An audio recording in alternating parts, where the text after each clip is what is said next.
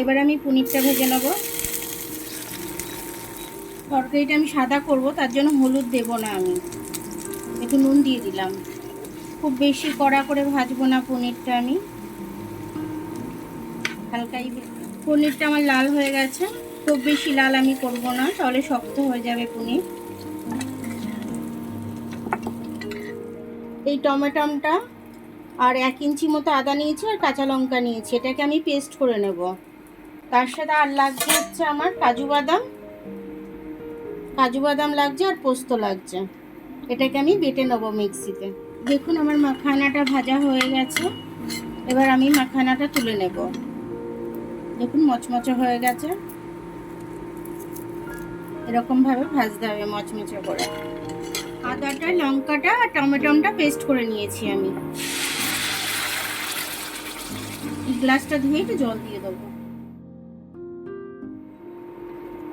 একটুখানি নুন দিয়ে দেবো।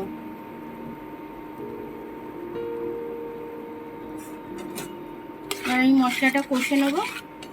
পোস্তটা আর কাজু বাদামটা বেটে নেবো আমি একটু মিক্সিতে।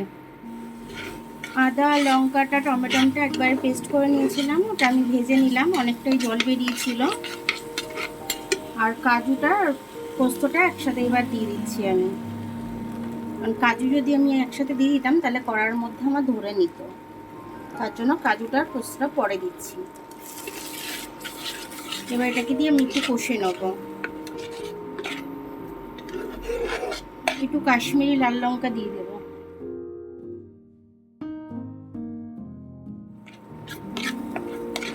এই বেশি লাল করবো না তরকারিটা, তার জন্য বেশি দিইনি, আমি অল্প দিয়েছি।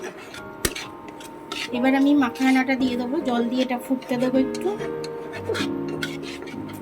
এটা কিন্তু সম্পূর্ণ নিরামিষ, আমি কিন্তু রসুন পেঁয়াজ কিছুই ব্যবহার করিনি।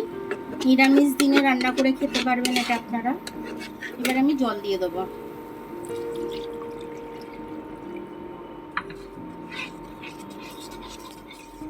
পনিরটা ভেজে রেখেছিলাম দিয়ে দিচ্ছি,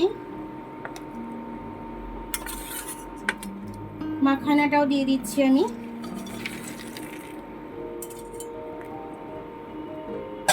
মাখানা কিন্তু আপনারা ঘিয়েই ভাজবেন, ঘিয়ে না ভাজলে কিন্তু মাখানাটা খেতে ভালো হয় না। আমি নুন লাগলে একটু নুন দেব, একটু গরম মশলা দিয়ে দেবো।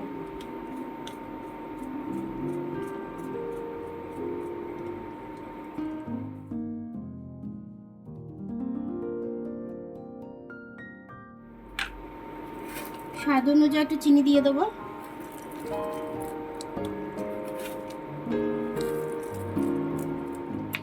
এবার আমি এটা একটু হতে দেবো, গ্রেভি থাকবে। আমি একটু ধনেপাতা দিয়ে দিচ্ছি।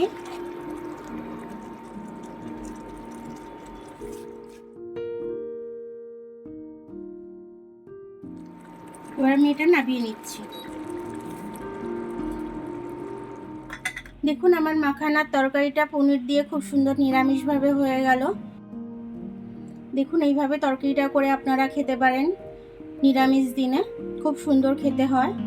আপনারা করে খাবেন, খেয়ে আমাকে কমেন্টস করে জানাবেন যে আপনাদের কীরকম লাগলো মাখানার তরকারিটা। তো এটা একটা নতুন ধরনের রান্না, আমি নতুন ধরনের রান্নাটা করলাম।